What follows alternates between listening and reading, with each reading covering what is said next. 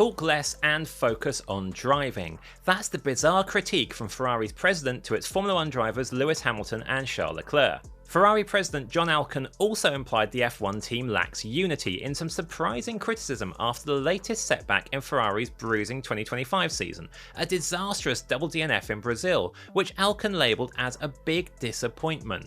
Leclerc was wiped out of the race early on, an innocent victim of Oscar Piastri and Kimi Antonelli colliding at the first corner when Leclerc was trying to overtake Antonelli on the outside for second place. Hamilton meanwhile retired as a result of car damage picked up across two separate incidents. He collided with former Ferrari driver Carlos Sainz's Williams at turn 1 on the first lap and then clumsily ran into the back of Franco Colapinto's Alpine at the end of that lap. The stewards found Hamilton at fault, slapping him with a time penalty that he served in race to prevent any chance of it being converted into a grid drop for the next race. Hamilton was running last when Ferrari parked him to save engine mileage, a painful contrast to some of his former Interlagos glory. Ferrari also had a poor sprint race in Brazil as Leclerc finished 5th and Hamilton 7th. A meagre weekend return of only 6 points meant Ferrari dropped from 2nd in the Constructors' Championship to 4th, 36 points adrift of Mercedes and 6 behind Red Bull, which is effectively a one-car team. And that hasn't gone unnoticed by Alcan, who seemed to fire a significant warning shot, one that appeared to get a pretty immediate reaction from his drivers too.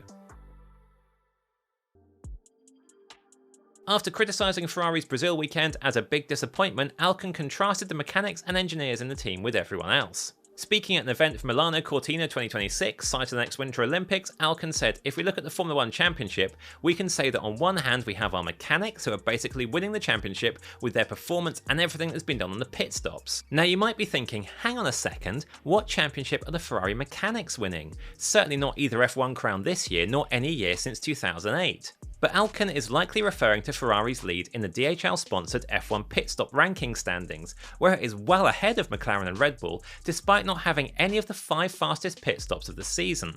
That largely pointless championship rewards consistency, and it's true Ferrari has done some impressive pit stops this year, and made steps forward in that area since Fred Vasseur took over at the helm of the team in 2023. Alcan also praised the work of his engineers, saying, "If we look at our engineers, there's no doubt that the car has improved." Now that's a questionable claim, especially given there has been no transformation in Ferrari's fortunes with a major set of in-season floor and rear suspension upgrades designed to alleviate a critical early problem relating to the ride height the car could run at. Ferrari has instead fluctuated between 2nd and 4th fastest all season, seemingly dependent on how well the circuit characteristics suit its car and allow it to run low enough to be quick without causing damaging plank wear. Leclerc has qualified in the top 3 at the most recent 3 events, and in Brazil had a good chance of scoring a 3rd podium in a row. But this again is just at the top end of what Ferrari has achieved all season. The team has still not been a serious threat for victory, and has a real chance of ending the year without a win for the first time since 2021. Apart from the mechanics and engineers, Alcan says, "If we look at the rest, it is not up to par."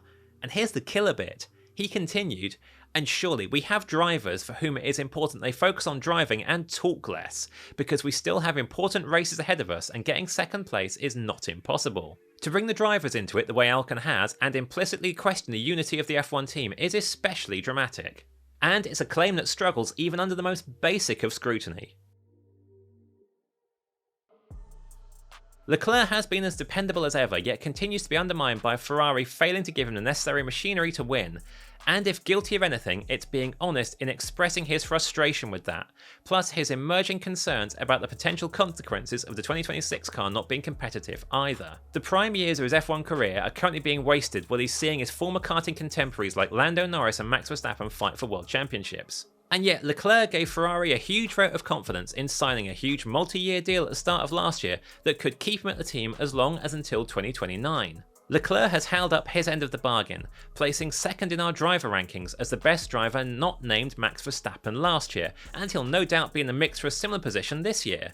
His longevity with the team, and clear and professed love for it despite its ongoing failure to requite his obvious affection with a championship-winning caliber car, has earned him the right to say what he thinks. He was also a completely helpless victim in Brazil, well on course to rescue an unlikely podium from a tricky weekend in which the Ferrari SF25 hadn't delivered, so he had no role in that disappointment. As for Hamilton, he's Ferrari's big money signing who Alcan has championed, and while he's had good moments, including winning the China Sprint in only his 2nd race for Ferrari, by his own admission his first Ferrari year has been a nightmare on track overall. Hamilton is still without a Grand Prix podium, though he has made bigger contributions to Ferrari's constructors' title than the second best drivers at Mercedes and Red Bull, even if that's a slightly unfair comparison given one of them is a 19-year-old rookie. The point is, even having two drivers at the level of Leclerc would have only secured second of the championship for Ferrari. It would still be well short of McLaren, which has been able to wrap that particular title up with multiple rounds to spare, mainly because of Ferrari's underwhelming development last winter and through the season. Its drivers cannot be blamed for that. The only thing in their power is to delay the inevitable defeat. So it's hard to understand what Alcon wants to achieve with his comments, but it's impossible to interpret the message that it's more important for the drivers to focus on driving and talk less as meaning anything other than they are talking too much right now. So is it a warning to stay in their lane and that questioning or criticising Ferrari is unhelpful, unappreciated and/or unwelcome, or is it a message they are not doing a good enough job? Perhaps it's both, aimed at each of them in different ways, given the mix of off-track emotion from Leclerc and on-track underperformance from Hamilton, who has tended to be much more critical of himself than of Ferrari in what he's actually said, although he has inevitably been dissatisfied by certain things the team has done. If Alcon was thinking of Hamilton describing his 2025 season as a nightmare after Brazil, he should note that Hamilton was talking mostly about his own qualifying underperformance there, and the bad luck he feels he's had, not criticising the team or the car.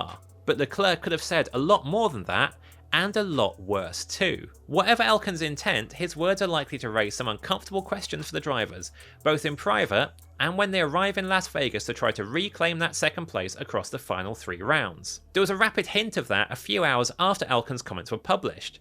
Was it a coincidence that Leclerc and Hamilton made what could be interpreted as defensive social media posts within an hour of each other later that night? Hamilton declared, "I back my team, I back myself," while Leclerc even echoed some of Alcon's language as he wrote, "It's uphill from now and it's clear that only unity can help us." Speaking of unity, there are fresh questions about that for the team to answer too. Ever wondered what amazing content you're missing inside the Race Members Club? Well, now's the time to check it out for an entire week, completely free. Simply click on the link below to get all the bonus content, ad-free videos and podcasts we published from the 5th to the 12th of November, absolutely free. No sign-ups or forms to fill in, just go and enjoy all our new content for free.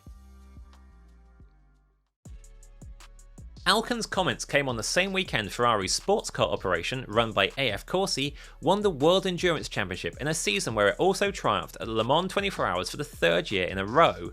Something about what he said strikes at the heart of what Ferrari team principal Fred Vasseur has championed for a long time though: unity. Whether it's aimed at the drivers or other parts of the operation, Alcon implied the F1 team is fracturing when he said what happened in the WEC showed that when Ferrari is a team, we win. He added, "Winning both as manufacturers and as drivers is a wonderful demonstration that when Ferrari is united, when everyone is together, great things can be achieved." That deliberately creates a clear contrast with how Alcon views the F1 team. Whatever his intention here, it's a warning of some kind. Perhaps if F1 had the contentious balance of performance rules that have dogged top-level sports car racing lately, Ferrari's F1 team would be winning as much as its WEC team has been. It's odd timing too, as during the Austin weekend only 3 weeks ago, Alcon went out of his way to give Vasseur his full public confidence and specifically spoke of the importance of teamwork by everyone to maintain focus on the only goal that matters, always giving our very best on the track. If Ferrari is a team and is to be united by that teamwork, then that starts at the very top. This has been where Ferrari has fallen short many times in the past, so Alcon's negative comments echo a concerning past narrative. To imply the Ferrari machine has been operating perfectly while the drivers just need to suck it up is disingenuous, and is at odds with the unity Alcon says he's speaking in the interests of. It smacks of old world we know best Ferrari, rather than the kind of introspective, always try to be better culture Vasseur has tried to instill. It's reminiscent of when then Ferrari team principal Maurizio Arrivabene said Sebastian Vettel had to earn his place in the team towards the end of Ferrari's winless 2016 season, months before Vettel led Ferrari's failed title push the following season. Yes, maybe the drivers are moaning because this season is effectively a dead rubber for them and race victories are not on the cards now Mercedes and Red Bull have become McLaren's nearest challengers, but they have the right to feel that way and to say it. Firstly, because it's true to how they feel, and also because it's fair. There is no way anyone can say Ferrari hasn't massively underperformed from a technical perspective in 2025. With 2026 approaching and a new car and engine rules era offering Ferrari a huge opportunity, Alcon perhaps believes there can be no excuses not to replicate the WEC success in F1, and is sowing the seeds to react if Ferrari underperforms again, as a collective or as individuals. If so, Alcon would do well to remember that the scale of the two challenges are orders of magnitude different, and that it is he who has greenlit various changes that have still failed to bring success to Ferrari in F1.